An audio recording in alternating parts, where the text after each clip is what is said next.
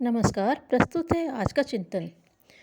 एक वृक्ष ने राह चलते व्यक्ति से कहा, तुम जितनी बार पत्थर मारोगे उतनी ही बार मैं फल दूंगा। यह तो मेरा व्रत है। पत्थर का उत्तर पत्थर से देना मुझे नहीं आता, भले ही मुझे चोट लगे या खून निकले। उस व्यक्ति ने कुढ़ कर कहा, तुम यूँ फूलो फलो और मैं भूखा फिरूं। क्या यह तुम्हारा और तुम्हारे भगवान का अन्याय नहीं है? वृक्ष ने हंसकर कहा, ईर्ष्या क्यों करते हो पथिक? मेरे पतझड़ के कष्टों को देखते तो पता चलता कि वह फल मैंने कितनी तपश्चर्या से प्राप्त किए हैं। तुम तो वैसा पुरुषार्थ करके देखो, तुम भी वैसा पुरुषार्थ करके देखो। जंगल में जन्मे पौधे तक जब विशाल वृक्ष बन जाते हैं तो कोई कारण नहीं मनुष्य जैसे विचारशील प्राणी जगत में जन्म लेकर कोई उन्नति के लिए औरों का मुंह जोए, राह तके मेहनत करने वाले अपना रास्ता स्वयं बनाते हैं। एक पति पत्नी नदी के किनारे पर टहल रहे थे। तभी उन्हें नदी में एक कंबल बहता हुआ दिखाई दिया।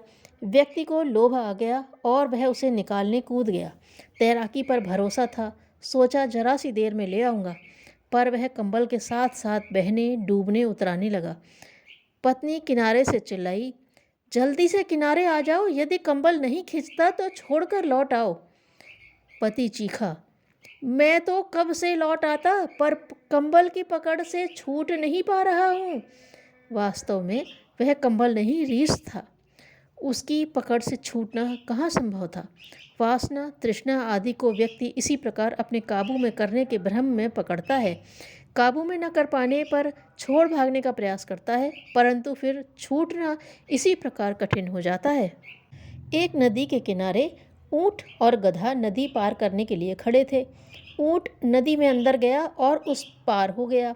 इस पार खड़े गधे ने पूछा, पानी कितना है? ऊंट ने कहा, पेट तक है, बेखटके चले आओ। गधे ने कहा, पर मेरी तो पीठ पर से पानी ऊपर हो जाएगा और मैं डूबे बिना न रहूँगा। आपकी नकल मैं कैसे करूँ?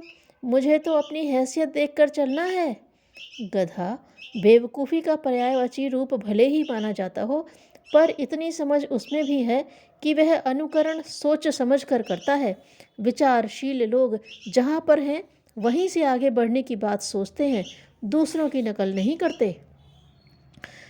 मनुष्य को सतर्क रहते हुए अवसर की ताक में रहना चाहिए। साहस के साथ सुअवसर को प्राप्त करने का यत्न करना चाहिए और पूरी शक्ति लगाकर दृढ़ता के साथ अवसर के सहारे सर्वोत्तम ढंग से सफलता तक पहुंचना चाहिए। निश्चित सफलता के लिए इन्हीं सद्गुणों की आवश्यकता होती है। नदी किनारे एक जामुन का पेड़ था। उस जामुन के पेड़ पर एक बंदर रहता था। नीचे तालाब में मगर रहता था। दोनों में दोस्ती हो गई। बंदर ऊपर से फल तोड़कर डालता, मगरमच्छ नीचे उन्हें खाता रहता। इसी प्रकार लंबा समय बीत गया। एक दिन मगरमच्छ के मन में कुटिलता आई। उसने बंदर से कहा, आज तुम्हारी भाभी ने दावत रखी है, बहुत पकवान बनाए हैं और आपको आग्रहपूर्वक बुलाया है। थोड़ी आनाकानी के बाद बंदर सहमत हो गया। पीठ पर बैठकर उसके साथ घर चलने की बात तय हुई। बीच धारा में पहुंचने पर मगरमच्छ ने करवट बदलनी चाहिए तो बंदर ने पूछा, यह क्या?